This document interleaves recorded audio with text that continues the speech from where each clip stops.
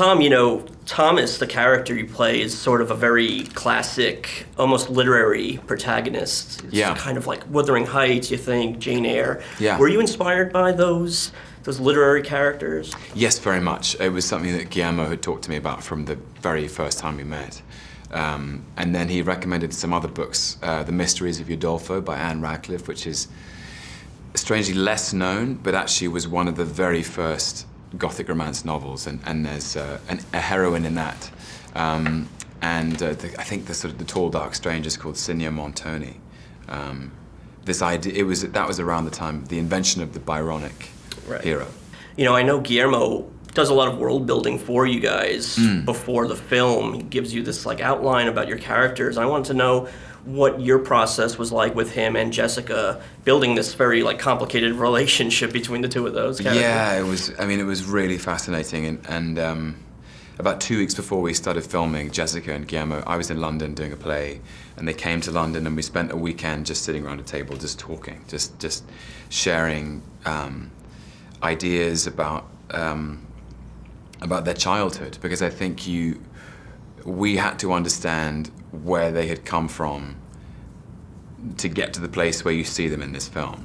That they're damaged, the Sharps, and that we had to make sure that damage came from a very real place. Tell me about working with Guillermo and the set. I mean, the atmosphere on that set must be something special because it's all right there for you. No green screens. Does that help get you to that place you need to be as an actor? Yeah, because I think we don't have to imagine anything. It's all right there for us. We're placed so immediately in the world, and that's a pleasure as an actor, just to react to your environment. And what kind of collaborator is Guillermo when you're on set? Oh, truly generous and inclusive and open.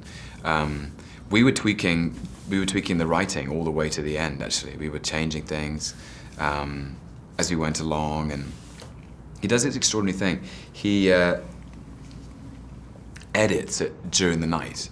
I don't think he sleeps a lot when he's shooting. And so if you shoot a scene on a Monday, by Tuesday lunchtime, he'll get his iPad out and say, "Do you want to see what we did yesterday?" That's amazing. And it's an extraordinary thing. You can go, and then you can and together you can calibrate how you move forward from that. He says he remembers every single take for 48 hours. I believe him. Yeah, me too. I'm sure everybody's asking you about Loki, when you're going to play him next. I'm not going to ask that, but I am going to ask, do you miss playing him? Because it's been a few years. I had such an enjoyable year last year doing other things that I didn't particularly miss him. It was actually nice to do something else. Just makes a change. So yeah, I mean, I've seen the other films. I think they're fantastic. They're still really brilliantly entertaining. I'm proud of all those guys. They're all old friends now. The most interesting work as an actor is to keep mixing it up. So I'm happy.